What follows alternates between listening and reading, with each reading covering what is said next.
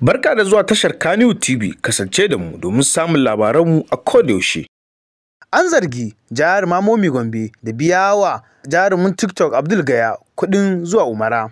Biyo bayan wani bidiyo da yake yawo a shafukan sada zumunta na Abdul Gaya da kuma ita kanta Momi Gombe din da aka hango su a Umara sun tafi tare. Tun kafin su tafi taron an hango su tare da ƙawayen Momi Gombe da abokanan Abdul Gaya da ma mahaifiyar ɗaya daga cikin jaruman suna tsaye suna tattaunawa tare da yin nishaɗi a yayin tafiyar tasu. Bayan wani lokaci aka hango mutane suka fara comment tare da yin sharhi akan wannan tafiyar tasu, inda wasu suke ganin cewa jaruma Momi Gombe ce ta biya wa Abdul Gaya kuɗin tafiya Umara. Idan ba manta ba dai, dama mutane suna zargin jaruma Momi Gombe da Abdul Gaya suna soyayya. A wannan karan aka hango jaruman biyu sun tafi Umara a tare. Wannan zargin ya fara baiwa mutane mamaki, ganin cewa wannan soyayya tasu ta fara zama gaske. Hassan Makeup, jarumin TikTok, na ɗaya daga cikin waɗanda suka yi sharhi akan wannan batutuwa da ake tattaunawa a shafukan sada zumunta na cewa jarumin biyu sun tafi Umara, wanda ake zargin cewa Momi Gombe ne ta biya mai. Ga dai bidiyon.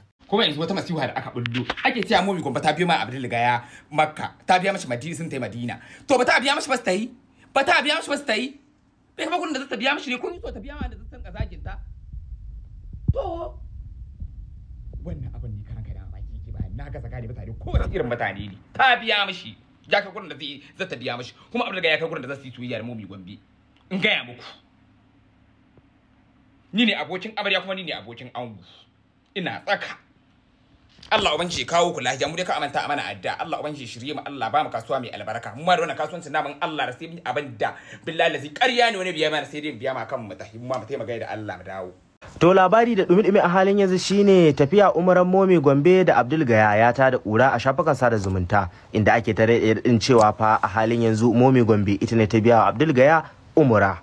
Wannan raɗe-raɗi na cewa Momi Gombe ita ne ta biya wa Abdul Gaya umura ya fito ne daga comment section inda muka lera. Isa bugun da za a yi soyayya ne da shi, isa bugun da Momi Gombe zai Momi Gombe ne ba na mishi bane shi. Ko Abdul Gaya bai kai bugun da za a biya mishi ne da ta yi. Ta zo ta biya ma mace sun tahi daga baya, an zo ana masa sheri ana kaza da kaza da kaza da kaza, an zo ta yi mata habeci, ita ma ta zo ta mata habeci. Ni ko daga a duniya duk wanda ya biya maka baka ba kallacin maka ba, ko ka duran bitin ya biya maka je ka wallahi ya zama uwarka ya zama ubanka. Na nan da Allah ko kashi zai rinka baka saboda kai ka garin Makka ne, kai ka garin Saudiya, ya kai ka Madina, wa billahi la ilaha illa dan girman Allah ko kashi zai baka wallahi ka wannan ko kashi zai maka ba kallacin habeci ba, ka ran gwamnati ta mishi. Kuma yanzu sun zo sun tayar Abdul Gaya shine ake ta batu ta biya mishi. Momi Gombe tana da kuɗin da za ta biya ma mutum 10 ma. Tana da kuɗin da za ta biya mutum 10 ma. Shi Abdul Gaya bai da kuɗin da zai tayi da an biya mishi. Ni wannan mutane da aka saka ni garan ku na rantsi da girman Allah. Kai ni fa da shi saban na son uban kowa biya man insha Allah wannan maganin da shi Allah sai na abin da mutane sai sun yi mamaki na rantsi da girman Allah. Ni wannan shi ta ni fa ban uwar gida ban da uban gida. Ba rubu ana fara uwar gida ban da uban gida. To na mije ni a saka a hudda ka in kwanta in ji a fata daga dama kun ga ku bar ni. Haba. Inna lillahi wa inna ilaihi raji'un. Allah ya yi wa ɗaya daga cikin mahaifiyar tsohuwar jaruman masana'antar shirya fina-finai ta Kannywood da rasuwa, wato Hassana Muhammad. Mahaifiyar ta rasu ne a cikin azumin watan Ramadana, wanda ya kama 14 ga watan azumi. Muna addu'ar Allah ya jikanta, Allah ya mata rahama. Hassana dai tsohuwar jaruman masana'antar shirya fina-finai ta Kannywood ce, wacce a yanzu ita ce matar producer masana'antar shirya fina-finai ta Kannywood, Abubakar Bashir Mai Shadda. Idan ba a manta ba, sun yi aure ne a ranar Lahadi 13 ga watan Maris na shekarar 2022. Dubban jama'a da suka shaida ɗaurin auren tsakanin producer masana'antar shirya fina-finai ta Kannywood Abubakar Bashir Mai Shadda da tsohuwar jarumar fim Hassana Muhammad.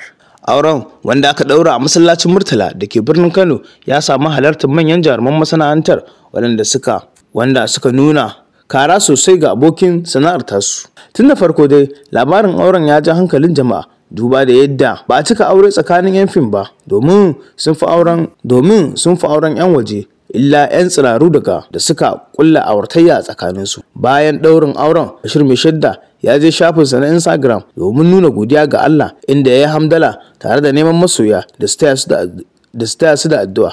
Allah ya ba su zaman lafiya. A yanzu haka muke samun labarin cewa mahaifiyar jaruma Hassana ta rasu, wadda mu ma daga nan tashar Kannywood TV muke addu'ar Allah ya jikanta, Allah ya sa ta huta. Idan ta mu ta zo, Allah ya sa mu cika da imani. Ku ci gaba da kasancewa da mu domin ci gaba da kawo muku sabbin labarai da suka shafi masana'antar shirya fina-finai ta Kannywood da ma dai sauransu. Allah ya jikan waɗanda suka riga mu gidan gaskiya. Barka da zuwa tashar Kannywood TV, kasance da mu domin samun labaranmu a kodayaushe.